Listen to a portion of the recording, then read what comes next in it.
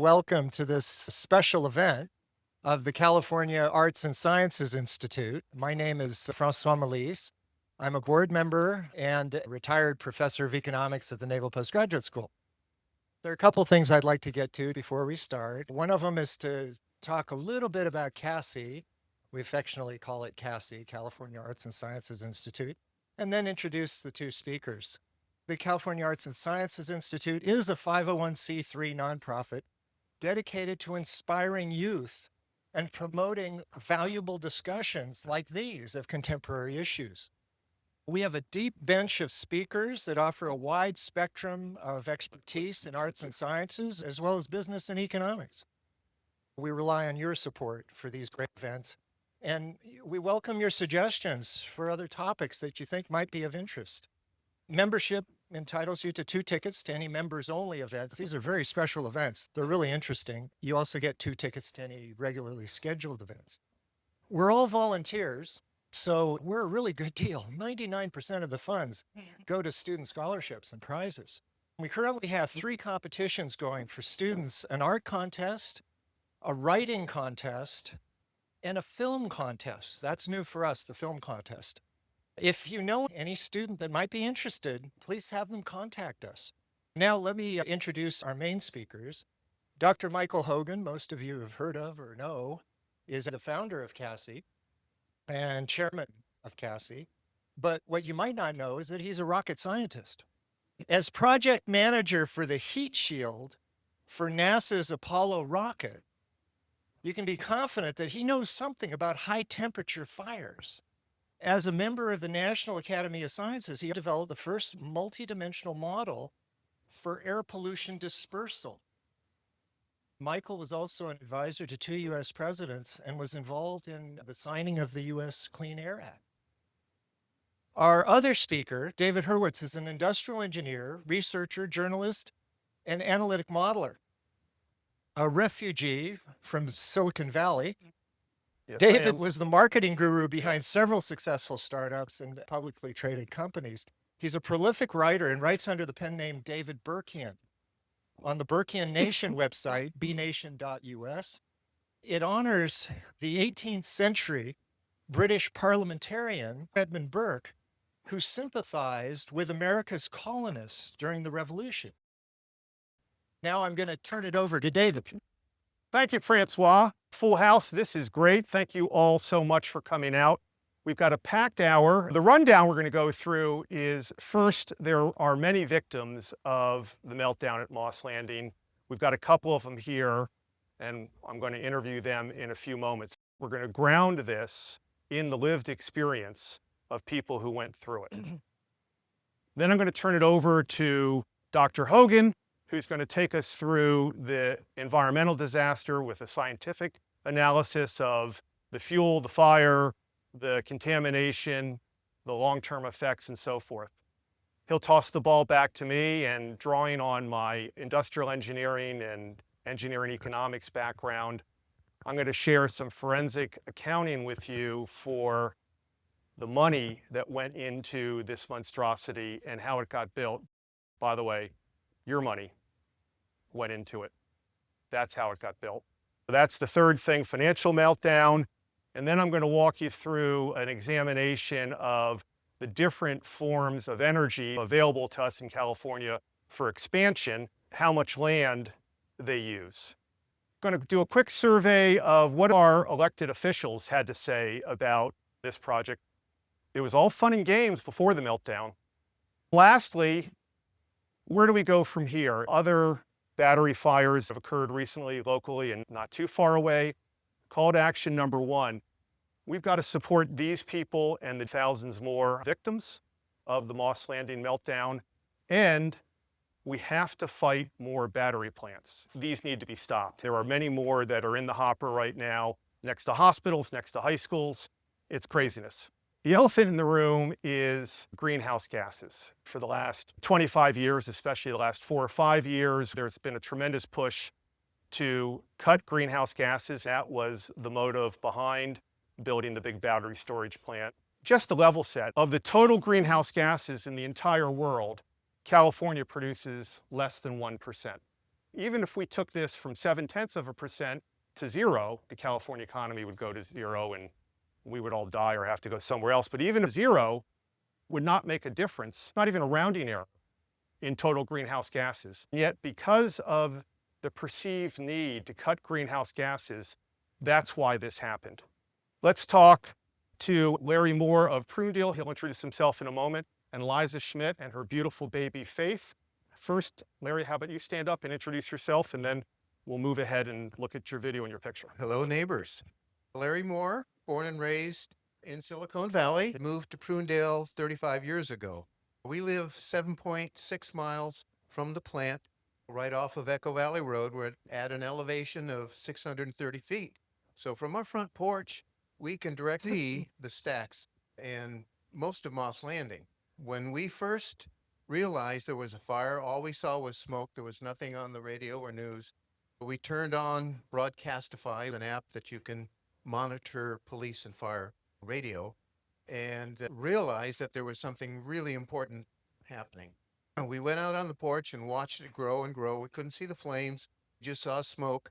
Then realized after the news reports that it was a battery fire. We got back in the house, closed all the doors and windows, and turned on the HEPA filter fans. I have a minor COPD, so I want to keep the air as clean as possible. Then we began to monitor the fire. It didn't burn for perhaps an hour and a half, and then the sun went down. We could see the flames then. The flames kept growing larger. Eventually, we began to smell this terrible, acrid odor. It was burning, began to cough. It was difficult to breathe. My wife dragged me back into the house. We didn't go outside except for the 17-second video you're about to see that I took from our front porch. During that time was just a fire. It was a regular fire, rounded top, rippling from where we saw it. Then it began to breathe. It began to pump. It was like it was alive. You can see some of that in the video. I compared it to known elevation of the stacks, which are 500 feet. They have lights at quarter points. So the second light down from the top is 375 feet. And the top of the fire was between those two lights. So you're looking at a flame that reached the height of a 40-story building. Here it is. That's 7.6 miles away. And you can see the top two layers of lights on the stacks. And then it began to pump. That's just right when I quit because my wife dragged me back in the house. One more time. Right as we get to the end, you'll see it gets to max height, which is 400 foot. Right here. Here we go. Right there. It's pumping now. Compare that to the top of those famous smokestacks that we all know. That's a screen grab I made. You can see that 400-foot elevation line between the top and the next light down measures right even with the top of the flame. 2,000 degrees Fahrenheit, that's like what comes out of a jet engine. That's like a blast furnace. 400 feet tall. Thank you, Larry. Thank you. We're now going to hear from my new friend, Liza Schmidt, a long time in Moss Landing, live aboard there. You were pregnant with this beautiful baby at the time. Take it away. My name's Liza. I have been working out of Moss Landing for about 15 years. I moved here from Rhode Island originally. I have a marine mechanical background. I first worked for Moss Landing Marine Laboratories for 3 years on research vessels, including a 55 and 120-foot vessel partially owned by NOAA. I also have worked for the boatyard, ran my own business as a marine mechanic for 7 years, and this is my 8th year as a commercial fisherman in Monterey Bay. Everything you can think of, we fish. Squid, sardines, salmon, Dungeness crab. I've been live aboard for 5 years. I bought a boat during the pandemic during a housing crisis. What a lot of people don't know about me was I was in custody of the state of Rhode Island when I was a kid. I started in foster homes and shelters. Purchasing the boat as my first home and my only real estate in California during an already traumatic time where ash and fire were raining on our house during the pandemic in Santa Cruz, we relocated to the boat as our safe harbor. My daughter in the other room, her name is Harbor. This is traumatic for us. We knew there was a fire. My fiance called at 3 p.m. when he saw smoke. The fire department and the news came out and were on station, but nothing erupted until about 6 p.m. At 6 p.m., both of my children were on the boat. We were nearby in Watsonville getting pillows because I was so heavily pregnant and having trouble sleeping. I work also doing horse tours in Moss Landing. So if you guys are interested, I can give you a coastal tour with some natural history. I love to share everything I know about Moss Landing, which is quite a bit. We got a call from one of my coworkers who lives in Marina and was leaving Prunedale, where we work at the horse stables, is based in Prunedale, Salinas Line. She said, "Are you safe? It looks like a bomb went off in Moss Landing." I said, "Oh my God, my girls are aboard." And we essentially U-turned from Moss Landing and started plowing back to the harbor as quickly as possible from where we were. We could see exactly as he described and saw in his video. I started to panic. I was 5 months pregnant, and my 9-year-old and my 24-year-old were on the boat together. We didn't know if we were going to get to the boat. I told my fiance, I said, "I'll swim the jetty. I got to get the girls off the boat." I had already known that there were batteries there because there had been 5 fires. 3 years ago, when I was surfing Moss Landing, we had our first evacuation. I heard about it when I got out of the water. Part of my tours, I would tell people about the batteries that had already occurred before this big battery fire emerged, and said, "Do you really think this is green? Look at where we are. Marine sanctuary, top 10 birdwatching location, commercial fisheries that feed the world, agriculture that feeds the world." So I knew there were batteries on fire. And I told my girls, "We're evacuating. Get a couple of things. We're out of here." By the time we made it to the top of the boat, they were loud hailing an evacuation. You could smell the plastic. Your eyes were stinging. I was 5 months pregnant with a 9-year-old and a 24-year-old who already has Lyme's disease. My fiance happened to have one N95 mask on him. I looked at my daughters and was put in this position where I put it on my 9-year-old, even though it was too big for her face. We huddled into the car as quickly as possible and evacuated to Pacific Grove, where my adopted dad lives over here. You could continue to see the smoke pluming all the way across the bay. On your way out, you took this iconic photo. Yes. That is from our view from the top of B-Dock. I used it on the flyer. I've seen this replicated everywhere, and it's triggering for us, but it's also very powerful. That is right where we go home every single day and right where we were leaving, and stunned by this atrocity. I've worked in Moss Landing 15 years, lived there for 5. Never seen something like this in my life. Hope to never see it again. We still have fear of this re-erupting during cleanup. I still concern about the stuff being airlifted out of there. I know every time we pump our gas, it tells us don't hang out at the gas station. Prop 65 warning, if you're here for too long while you pump your gas, you're putting yourself at risk. We know these things cause cancer. But there are no signs saying, beware of what has rained in Moss Landing, or these are the days that we're going to be doing cleanup. Please detour this way. There's no information.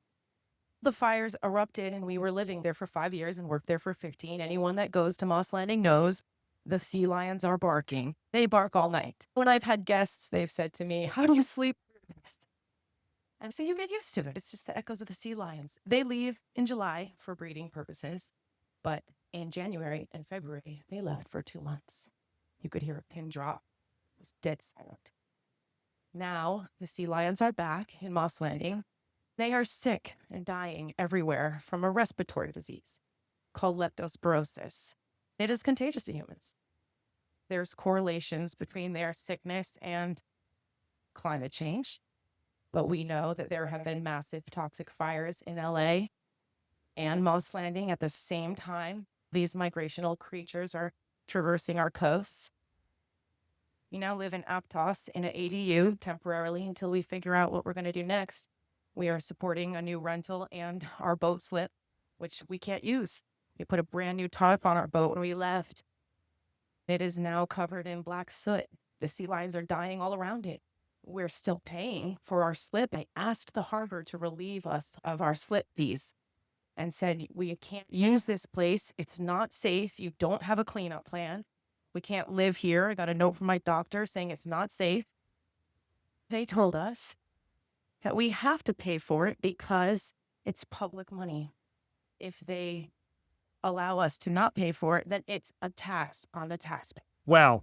Every time I talk to Liza, I get more and more overwhelmed. This is the human face This is the dark underbelly of clean energy.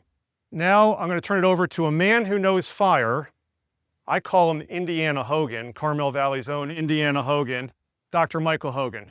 Thank you to Liza and to Larry for sharing their real life experiences. There are thousands of others who have these experiences. That's really the underpinning of what we're talking about. Lithium-ion batteries. I study the chemistry and physics of these things. They are designed to explode if they get a little heat, a little moisture. When they're charging, if they get too much charge, if they get too little charge, they explode. That's what they do. This is not an uncommon event for lithium-ion batteries. That's the important context of this entire event tonight, to understand how universal this is. It's not a one-off event. This year in California alone, there have been 8 lithium-ion battery plants that have exploded. This is what they're designed to do. They're not designed to do anything else. They call it thermal runaway. That just paves over the fact that they really are designed to explode. We're going to talk more about the nature of the explosion. I don't even like to call it a fire. It's not a fire. It's a continuing explosion. I'll show you when we get to Cobalt how we know that. The greatest marine disaster in world history occurred when a large cargo ship of 4,100 electric vehicles exploded in the Azores.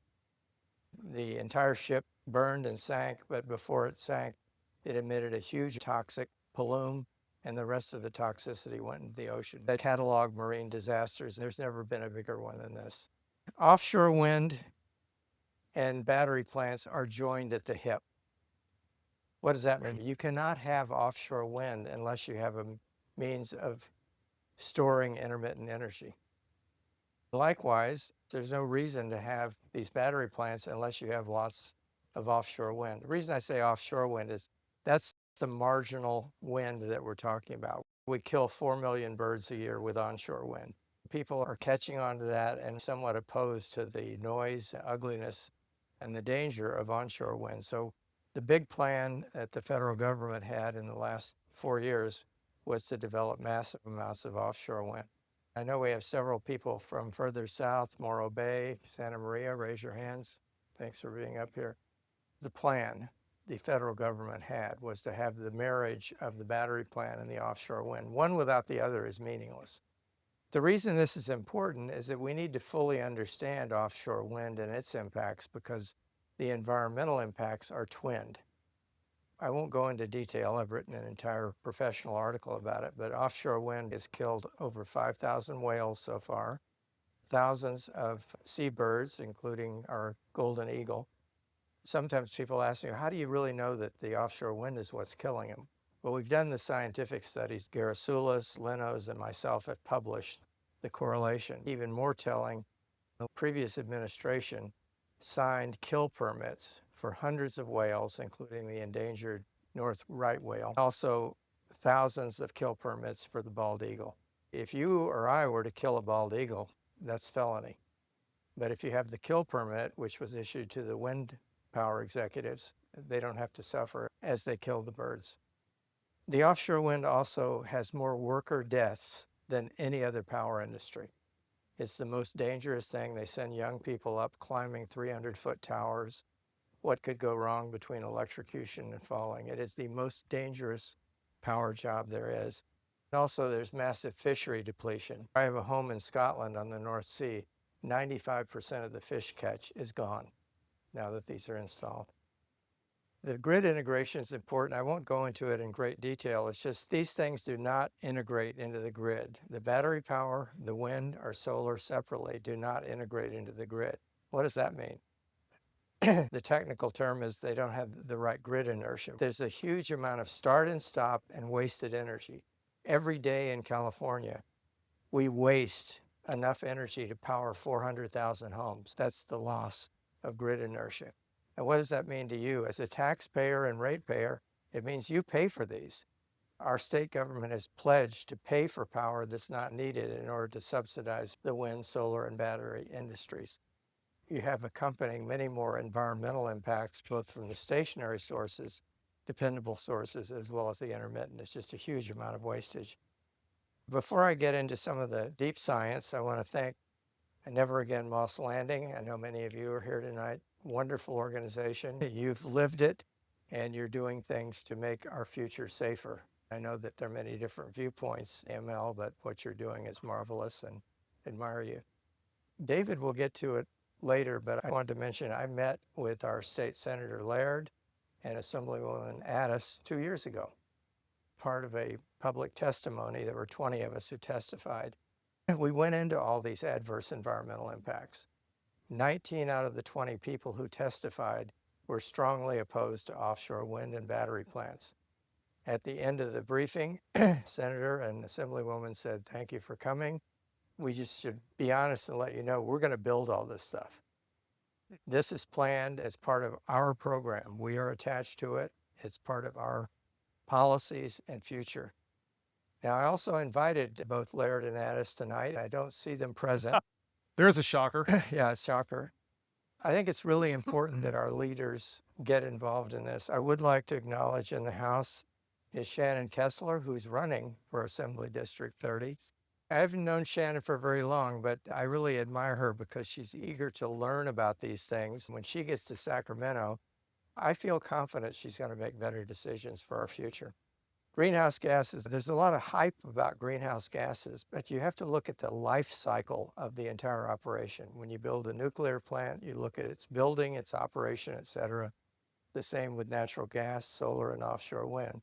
Funny thing, offshore wind and its associated battery storage actually generates more greenhouse gas than any of the conventional stable power. Even if the batteries don't explode. Yeah, even if they don't explode. When they explode, there's a bonus for you. One of the dirty little secrets about offshore wind is they have a gas called sulfur hexafluoride in the gearboxes.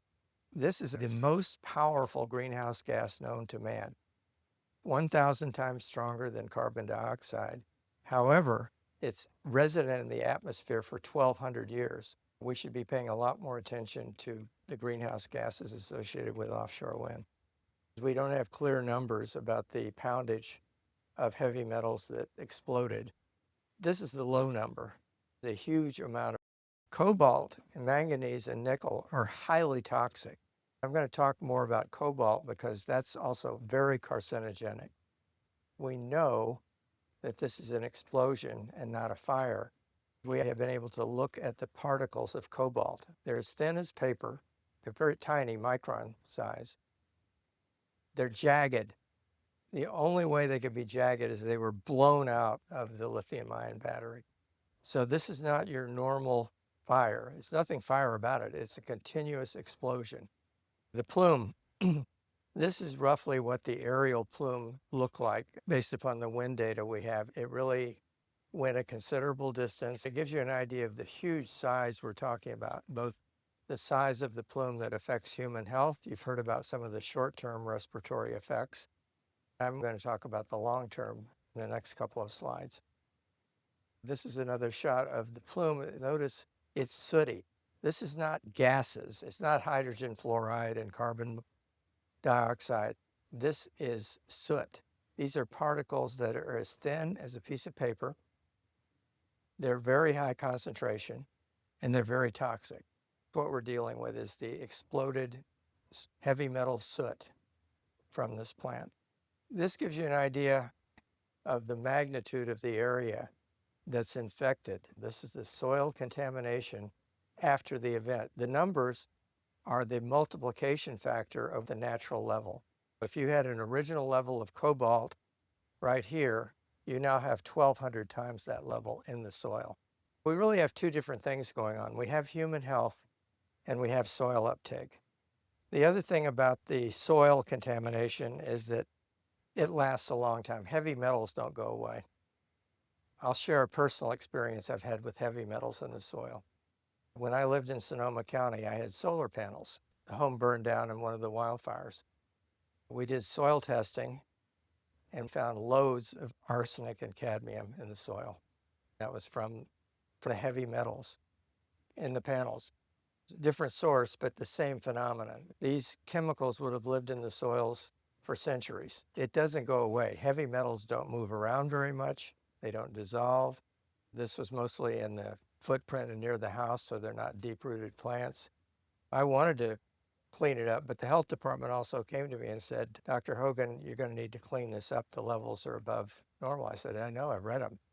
I will take care of it. Went to my insurance company. They said, Michael, we don't insure the soil. We'll pay you for your entirely destroyed home and possessions.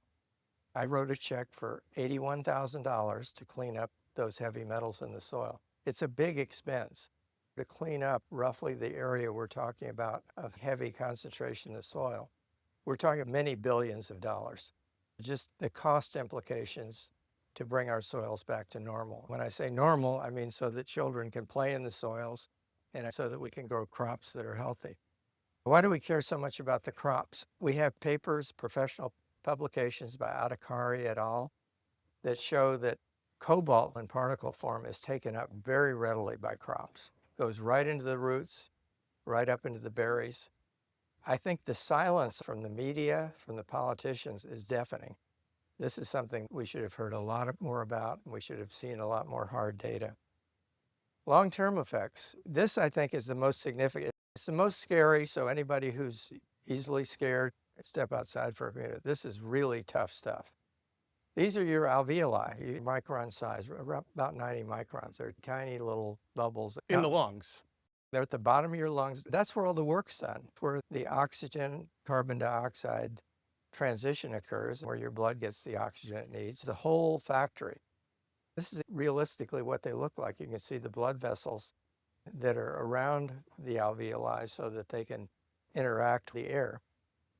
But the important thing about this is size. Your alveoli radius in a child, for example, is 90 microns. That's not much thicker than a piece of paper.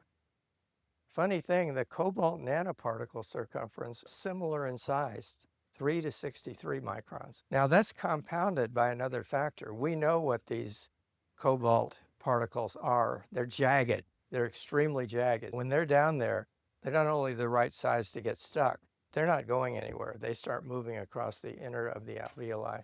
We know from other scientific medical studies that these cobalt, also manganese and nickel, but I'm emphasizing cobalt because that's the most toxic and highly carcinogenic.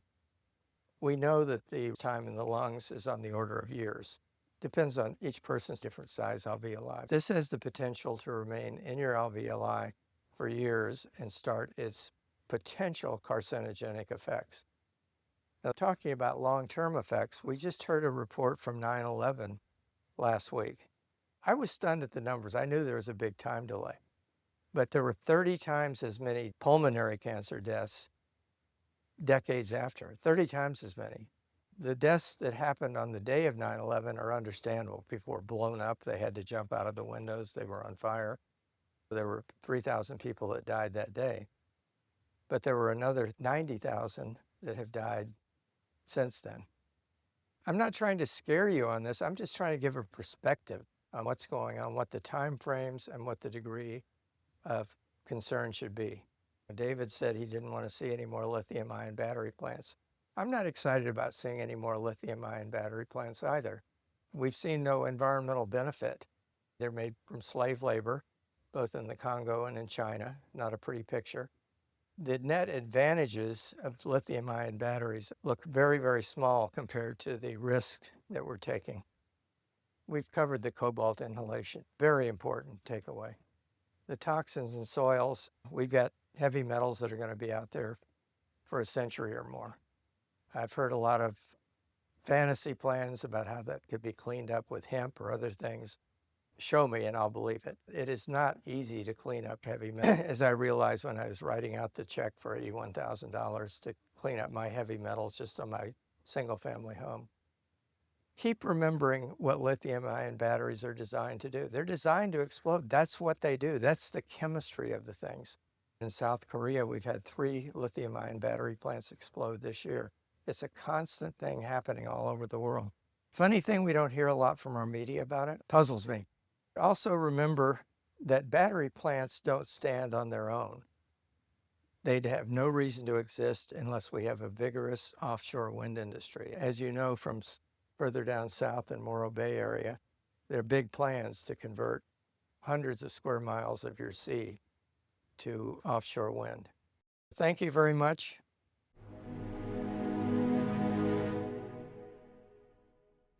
I'm suitably sobered by that, but it's important that we face reality. Speaking of reality, let's look at the dollars and cents. As I put it in the middle there, we the people were robbed so that the powerful could get paid. And I'm going to show you how this thing got financed. So let's play follow the money.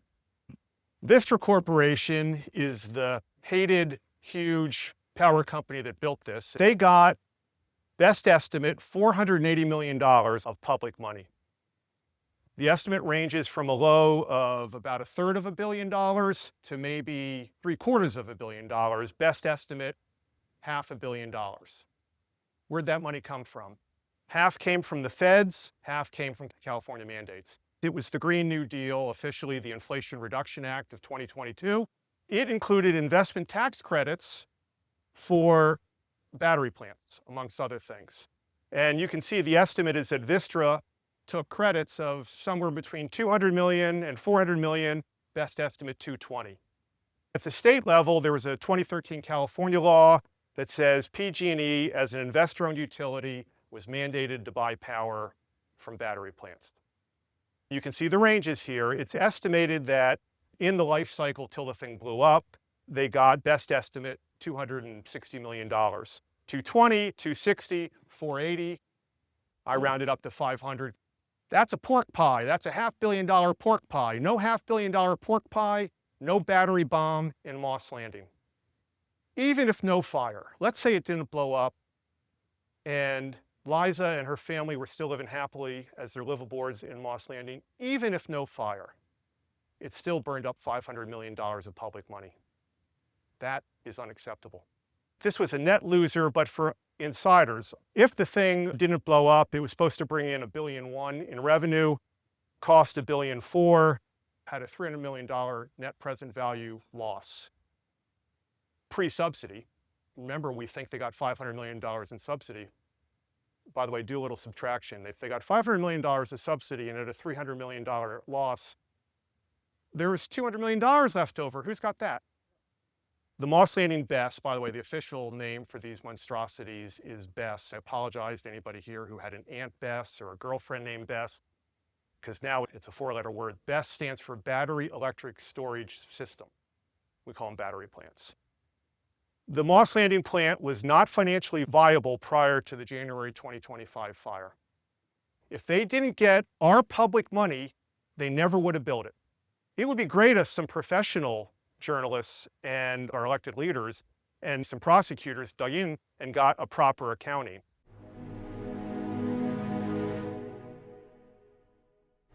The next thing I want to look at with you, putting my industrial engineer hat on, is the land use. What is the associated land use to these battery plants? Michael just told us how they're joined at the hip, the battery plants, with grid scale wind and solar, especially offshore, but also onshore and grid scale solar plants. So what's the land use? Based on the land use, what's really bad energy and what's good energy? Now, look, I know that many people, especially living here in coastal California, are keen on green energy.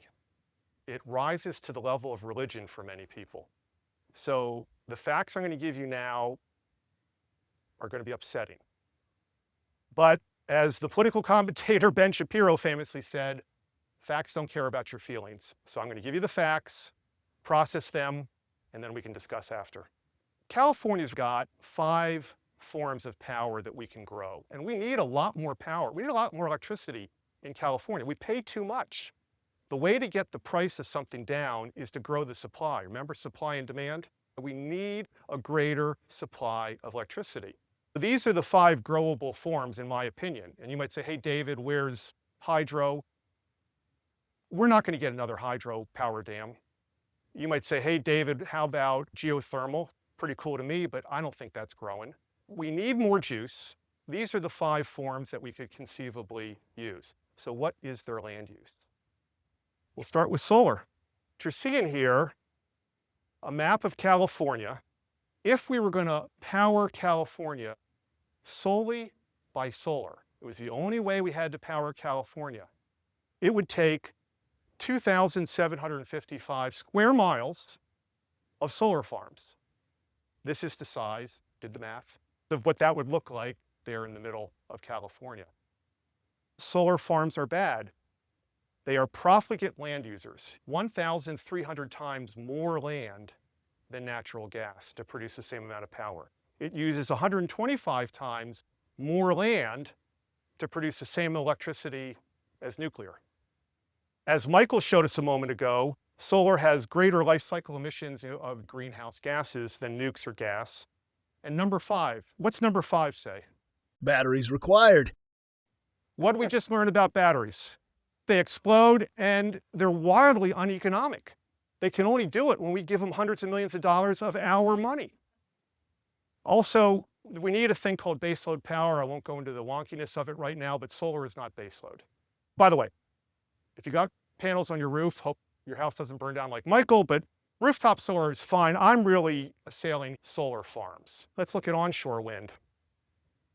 It would take 7,000 square miles of onshore wind farms if that was the only way we're going to power California. In that calculation are the wind farms and the batteries. The batteries themselves are not a big land user. They got other issues. That's what we're here for. But it would take 7,000 square miles. Profligate land users. That's 3,300 times as much land as natural gas. Also, wind farms are just bad neighbors. They're ugly, that beating, not good. They kill raptors. Michael talked about the bird death. Number 6, somebody read out number 6 to me. What's it say? Batteries required. Can't have it. And greenhouse gases are greater than nukes or natural gas, as Michael showed us. All right, now it gets even uglier. Offshore wind. It would take 6,500 square miles of offshore wind. It kills whales, kills seabirds, 3,000 times as much as natural gas. And given our main topic today, somebody read number 6 for me. Batteries required. We can't have these batteries. Anything that requires batteries, gotta go. Also, they're just future landfill. You can't recycle them. They don't last. They're huge. They're just gonna go in the ground. It's disastrous. I was introduced to Michael at a CASI event 2 years ago in Carmel Valley about offshore wind. That raised my consciousness, and I did a post titled, "Save the Whales, Kill Offshore Wind." People say, gee, David, you're a terrible graphic designer. It's true, but I will say, and I came with that little logo, you turn your head to the side, that's a whale, and you look at it in the face, the whale is smiling. Now let's get to nuclear. I had to pull out a magnifying glass because this little dot, that is proportionate to California, 22 square miles, we could juice up all of California. Number 5, read number 5 for me. No batteries required. Thank you. And then I would point out, people are concerned about AI data centers. As you may know, the very able Energy Secretary Chris Wright in the Trump administration, they're allowing data centers or other industrial users to bolt on a small modular reactor right on the backside of the plant. So they're not drawn off the grid. It's brilliant. And now I did not even have a magnifying glass big enough to show 2 square miles in the vast expanse of California. Trust me, there is a dot there. There is a 1 pixel by 1 pixel dot, which is proportionate to what 2 square miles is on California. It needs basically no land. I was shocked, frankly, that natural gas takes even less land than nuclear. 22 square miles for all of California. I'll take that deal. 2 square miles, fantastic. Number 6, what's number 6 say? No batteries required. A lot of people like to look to Europe for inspiration. I don't, but let me just point out, Italy, Germany, and France, they call natural gas transitional sustainable. That means they're allowing it to happen. They're not so crazy to say you can't even have natural gas. Not like Newsom, right? I put all these on one slide here. On this side is bad energy, solar, offshore wind, and onshore wind. On this side, good energy, natural gas, and nukes. Why? Solar would take 2,800 square miles, offshore wind, 6,500 square miles, onshore wind, about 7,000 square miles. When you show 2 to 7,000, you don't even see the 2. That's how efficient in land. What creature you have? Let's talk about the statements from our elected leaders. Let's start first at the federal level. When she was a senator, Kamala Harris co-sponsored the Green New Deal. Adam Schiff was a sponsor. Our other senator, Padilla, was a co-sponsor. Our congressman, Jimmy Panetta, accepted contributions from Vistra. Congresswoman Zoe Lofgren co-sponsored the Green New Deal. We've all seen these statements. Kamala Harris, we must invest in clean energy infrastructure, yada, yada, yada, BS. Adam Schiff, we need bold action on renewables. Couldn't really find Padilla. Padilla doesn't say much that I can find. Our Congressman Panetta pushed for utility-scale battery projects, even though I could not find any public statements of his. And Zoe Lofgren, we must prioritize storage. Yeah. Now, after the fact, Harris is quiet, Schiff is quiet, Padilla wants enhanced oversight. Yeah, that'll help. Jimmy says BS. And Zoe Lofgren says, do what the authorities tell you on the evacuation, which was not nearly enough, as we've heard from the victims. So those are our federal elected officials.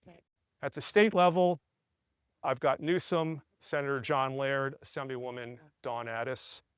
Our glorious governor created something called the State Battery Storage Safety Collaborative last year. Yeah, that worked out real well.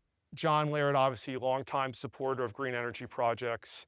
And Dawn Addis, in one of the more ironic things I've ever seen, supported the shift to renewables for coastal California's clean energy goals. That didn't work out too well in Moss Landing. Gavin Newsom, battery systems are essential to storing solar and wind power, blah, blah, blah. John Laird, BESS, that awful acronym, vital for our renewable future. And then weasel words after the meltdown. Now we're going to get to the most action-oriented for what you can do. First, a quick survey around the world. Michael mentioned some of these other fires that have gone on. I found this website, the International Association of Fire and Rescue Services. I trust them when it comes to fire safety. They cataloged, starting in February, on the far left there, that's Moss Landing. In April, if an EV explodes in a parking garage and there's other EVs around, there goes the building. Michael told you what happened when one EV exploded on that car carrier and 4,000 went and the whole thing went down in the Azores. And in June here, this was a fire aboard a cargo ship with 3,000 cars, 800 EVs. This one strikes me as one of the more ironic because the e-bikes are everywhere. Some dude killed in his bathroom charging his e-bike. Yeah. What did Dr. Indiana Hogan tell us? What are these batteries designed to do? They're designed to explode. And then in August, that was 2 months ago, Alaska Marine Line stopped shipping EVs due to perceived fire risks. I think they're more than perceived. Now let's get more recent.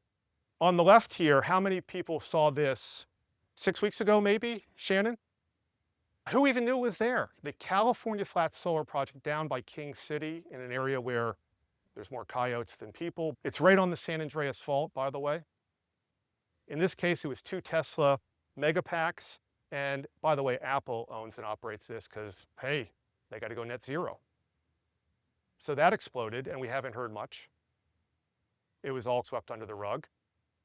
And then 2-3 weeks ago, Boulder City, up by Vegas, another 2 Tesla Megapacks out of 114 exploded, produced a thick plume. So this is a regular occurrence. I would point out that in Santa Cruz, they want to put one behind Dominican Hospital.